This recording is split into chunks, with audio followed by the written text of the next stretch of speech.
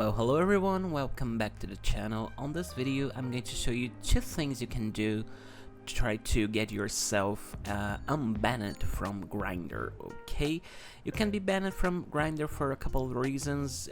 Could be some spam reporters or some mistake behaviors. So there are a couple of things you can do to get yourself unbanned. Okay, first of all, you have to press the Grindr app icon and hold and go to settings and try to clean all the files remaining on this app. Okay, first of all, you can try to switch from Wi-Fi to another Wi-Fi if you have a Wi-Fi line in your house, whatever you are. So try to switch between one Wi-Fi to another one. Okay, that should help you.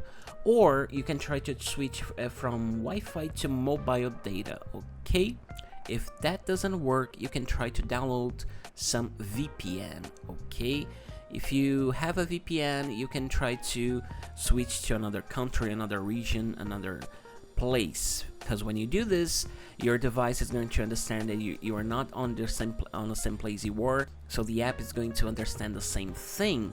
So this should resolve the problem. Okay, so that's it. These were the couple of things you can do.